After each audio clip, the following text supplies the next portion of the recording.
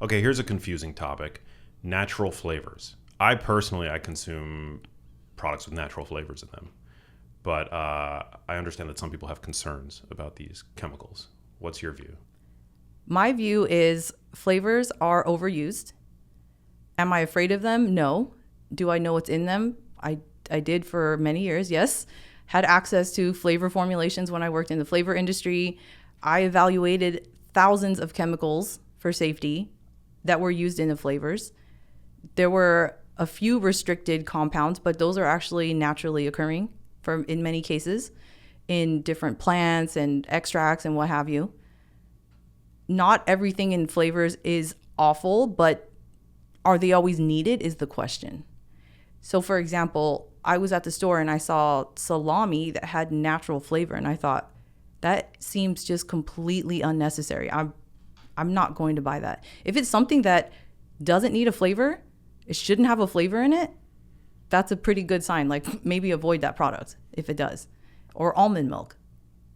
Almond milk doesn't need a flavor, you know? So I think oftentimes our senses and our taste buds are somewhat being manipulated by these flavors because they are created to be more delicious than what you would find in nature. Yeah, hyper palatable. Exactly. Typically with the intent of getting you to overconsume whatever the product is. Right. I mean, if you ask any flavorers, at least those that I had contact with, they'll say, yes, I would absolutely love to design a flavor that makes consumers just eat it nonstop because they love it so much.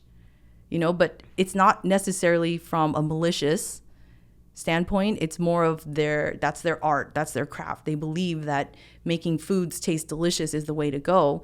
And oftentimes these large scale manufacturers add flavors to make things consistent. Because as soon as the consumer senses that something has changed, they won't buy. Then you've lost a customer. So they start adding flavors to things just to make it have a baseline. So it's not always just coming from a bad place. I don't think flavor should be demonized. Should they be more transparent? Absolutely. The problem that people have is that they don't know what's going on behind the word flavor. They don't know what it means. And that's the problem. Of all the flavors that I worked on, I don't have concerns. Do I want to consume foods that have flavors all the time? No, because I want to taste real food. It's similar to when you see fragrance on a label, right? Like that term fragrance can represent hundreds of chemicals, and there's very little transparency there. Oh, absolutely. So the fragrance industry, the International Fragrance Association, or IFRA, they published their transparency list. So all the list of probably close to 4,000 chemicals right now that could potentially be put into a fragrance. And who knows how many of those 4,000 are in a fragrance, right? Fragrance or parfum. That's how it shows up on the label. When you look at the transparency list, it's fake transparency because you still don't know what's in that fragrance that you're buying.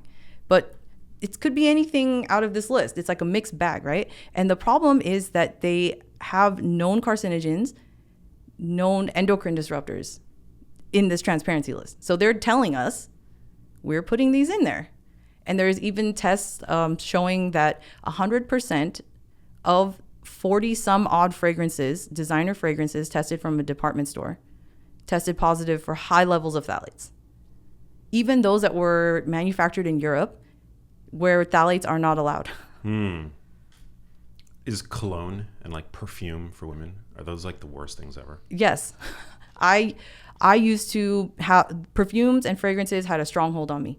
And I think it's not surprising because our sense of smell is hardwired into our brain. And it elicits emotions and memories and triggers lots of different things. And so it's a sensory experience, and you know, we're sensory beings. So I don't think it's a surprise that people are really connected and addicted to perfume. It's just the chemicals that are in there are not safe.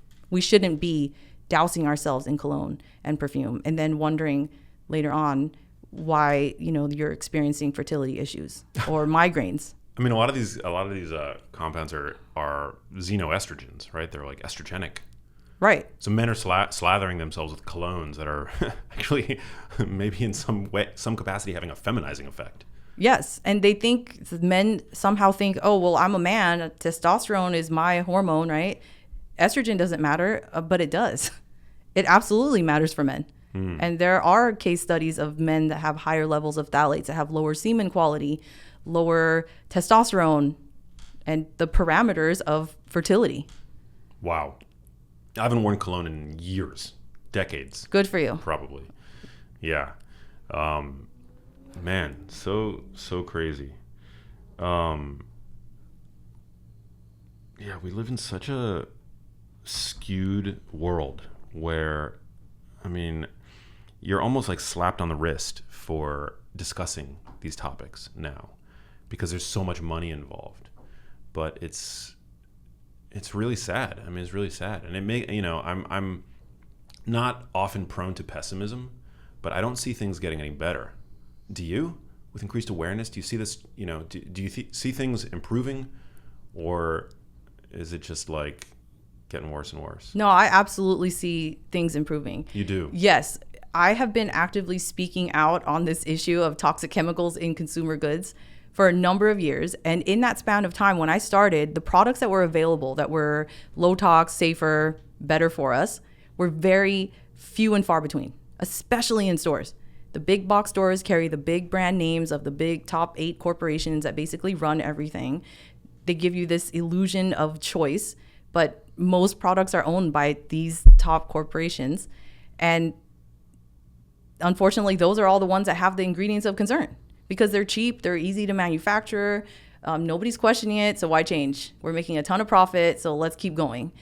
The smaller brands that are trying to make the healthier products, they have to compete with all these big brands to try and get shelf space. But with consumer pressure and demand, there has been a dramatic shift. When you walk into big box stores, now there is even a small section of healthier, more plant-based, quote unquote natural, I use that very lightly, products that are better for you. And it's amazing to see, to be honest. I'm amazed in such a short amount of time how much being loud about this topic and getting consumers to rally behind this has dramatically shifted things. And there are more small brands that are emerging that are making healthier products that really have people and planet as a priority instead of the profit. And those are the brands that we should be pushing to the forefront to try and drown out and let these other big brands know, hey, we're not standing for this. You've been putting parabens and phthalates and formaldehyde releasers in my shampoo for years. And now I, have this health problem. I'm not okay with this anymore. Yeah, it's really important to vote with your wallet. Oh, absolutely. That's how you hit them. And I think a lot of companies would be open to knowing if you decide not to buy a product, why is that? I think it does make a big impact. And I do it all the time. Like, hey, I used to buy your product. I don't like it anymore. Get rid of this ingredient and I might come back. Get rid of this ingredient. Get rid of that. I might come back. Or give them suggestions. If you, I really like your product, but the plastic packaging really has got to go. If you can change that, that would be great. And the more often they hear this, they will take heed because they don't want to run out. They don't want to lose out on business. They want to continue providing these healthier products. Well, we need more people like you. I mean, not everybody has your pedigree and your background, your credentials. And I think oftentimes as a consumer, you get a lot of flack, especially today on social media. You're called a fearmongerer, people with all kinds of covert biases, vested interest will come after you. And it can be really overwhelming, intimidating, in fact. And I've seen this personally. I mean, there are certain topics that I'm like, oh, do I really want to, go down that, open that can of worms, for example, when talking about organic. But I mean, there are certain products that I preferentially buy organic, for example, dark leafy greens, berries, and things like that. But yeah, there's a lot of resistance to challenging the status quo today, unfortunately. It's a huge problem. How can consumers help? I mean, aside from voting with their dollars, is it just continuing to beat the drum about this topic? Yeah, just keep talking about it, keep sharing this information, spreading it with other people, but also be aware that there is a ton of misinformation online. So looking for the sources of reliable, evidence-based information is key. And I think that's oftentimes what happens is if I end up searching for a chemical or an ingredient online, if you type it into a search engine, you'll get a lot of, paid pages that show up. So it isn't necessarily unbiased. So you have to know where to look, how to look for it.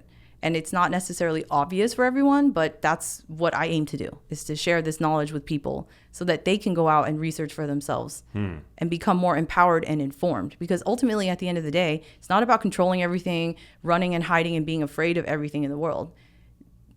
The state of the world is what it is. Can we avoid a lot of things? Yes. Can we help our body to detoxify and remove these chemicals? Yes, we can. It doesn't have to be difficult and it doesn't have to be overwhelming. And I think just taking a moment, taking a pause to just make a more informed choice is already better than not. If you liked that video, you need to check out this one here, and I'll see you there.